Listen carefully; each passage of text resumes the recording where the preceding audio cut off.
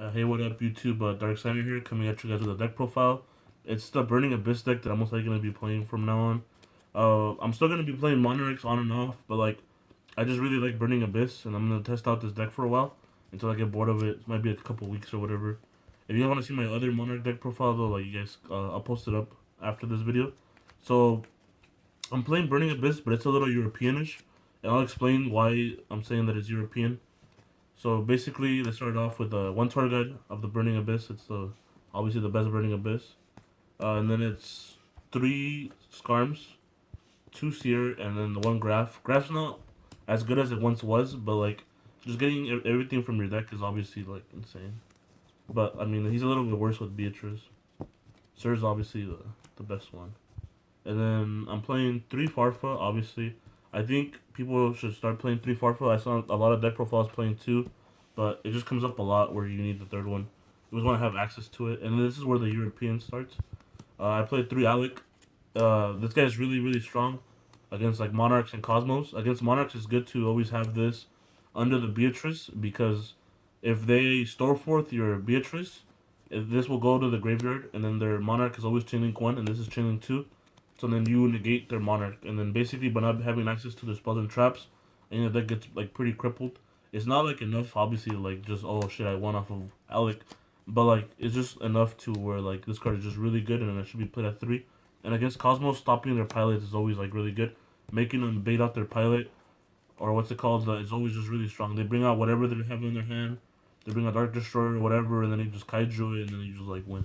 And then another European thing is I play double Barbar.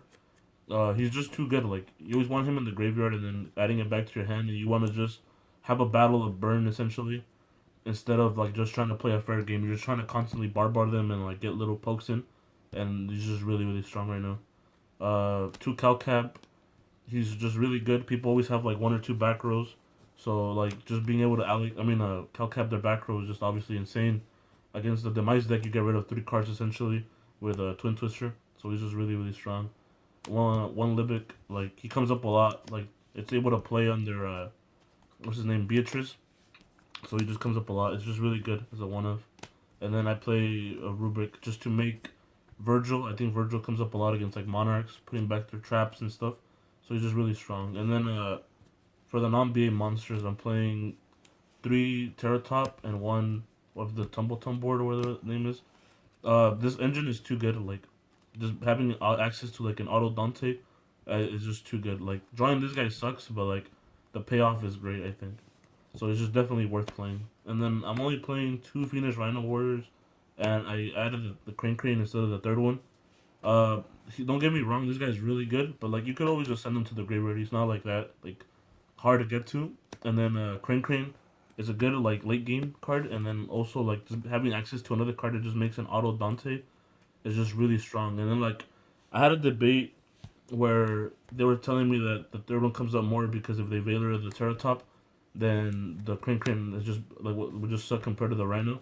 But in the same scenario, you could always go summon the Crane Crane and make your Dante that way. But if they ever Karaz this so that you have a dead Terratop, you could always Crane Crane it back and then just make more insane planes that way. So I think it's just better to that's a Crane Crane. But I'm definitely gonna start testing the third Rhino out. But right now I like the Crane Crane a lot better. And then I'm playing the Kaijus. Sorry about the proxy. This is supposed to be the 2400 Kaiju. And then I play Gamma Seal and the I don't know what this one is, but yeah, it's a 27 Kaiju. So essentially, I played 3 different Kaijus. This is like if you guys don't know the what's it called, the attack, it's 24. Yeah, I played 3 different ones just because I don't want to have 2 Gamma Seals because if I ever draw this one, then Slumber is dead because they're both like the same attack or whatever. So you always play different ones just to have access to the Slumber. Slumber is too good. So like if you draw this one, you always give yourself obviously the strong one. If you draw this one, the same scenario. If you draw this one, the same scenario. So it's just really strong that way. And then the reason why you play the 2700 one is that if you give this to them, you could make your Beatrice crash into the Kaiju, and then bring out your Pilgrim and then kill it that way. And now you have a Pilgrim, and obviously Pilgrim's like the nuts in a lot of situations. So it's just always good to have that option to go for. So and then the Kaiju's obviously just auto win against a lot of decks right now. And then I played 3 Maxi. Just the way the format is, everyone's shifting to a lot of heavy special summons with extra deck Monarchs, BA, like Cosmos. Like it's just too strong. It's just too good of a card. It's usually a 2-for-1, and that's it for the monsters. I think there's 32 of them. It's a lot of monsters. And then I run 3 Twin Twisters.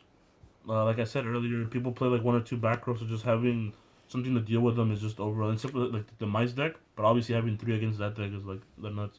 And that deck's already kind of like an easier matchup. And then I run Kettle Call. This is another European tech, I guess.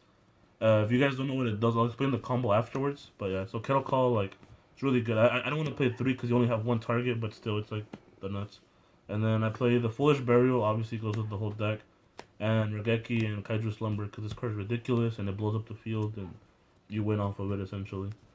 And then as for the extra deck, I'm playing Triple Dante, obviously, along with Triple Beatrice, Double Pilgrim. The second one comes up a lot, so that's why I just have 2 all the times. 1 Virgil, Nightmare Shark. Like I said, this guy's always just going for game. Like you always just get like once your opponent gets to like 4,000, they're in the danger zone. So just having like it's just the nuts. And then Break Sword and Grand Pulse, like they both come out in different situations. Like I don't want to have to pop a back row with this guy or whatever, so I just have this guy. But I don't want to But when you need to pop a monster, you obviously have that or whatever. A lot of good plays with them. And then the combo is Fortune Tune and Ultimate Falcon. So if you guys don't know what the combo is, it's you make a Fortune Tune with a Farfa, and you have what's it called? So once you Cattle Call, if you guys don't know what Cattle Call does, it's basically send 1 face-up monster you control to the graveyard whose original type is Beast, Beast Warrior, or Winged Beast. Special summon 1 monster from your extra deck with the same original type, but it cannot attack, effects are negated, and is destroyed during the end phase. So essentially, you Cattle Call the Fortune Tune into the Ultimate Falcon. His effects are negated, so Farfa is able to banish him.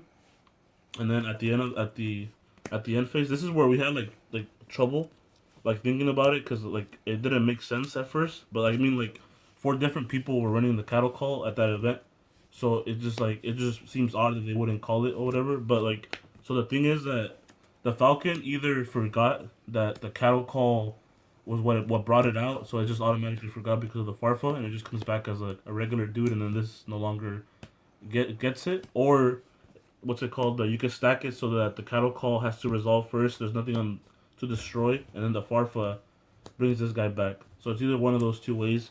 Like me and my buddies were just debating it, but like I said, it's just like no one has had an issue. Same thing with me. Like I've been playing DN and there's no issue with it, but it just sounded kind of like iffy. But like I said, 4 different people at a big event were running it. I think it was the Nationals, and they all top with it. So like the combo is just the nuts because a lot of people can't deal with a monster that's unaffected, 3,500 beat stick. So it's just really strong. Like you only investing these 2 cards in, which is like whatever's, and it's super easy to go into Fortune Tune. And then Fortune Tune actually comes up too, so it's good to have in your extra deck, especially when you're going into time. And then Utopic Future is the last succeed. Obviously, he's really good against Monarchs. Like he deals with a lot of the shit you have to deal with all the time, like Dark Destroyer. You just take it, attack them, and like I said, it's a battle of damage. So once they get to less than 4,000, they're pretty much lost already. At that point, you start barbarding, nightmare sharking, and then you just win. And then this just helps you get that extra little damage just to win the game. And yeah, guys, hopefully you guys enjoyed it.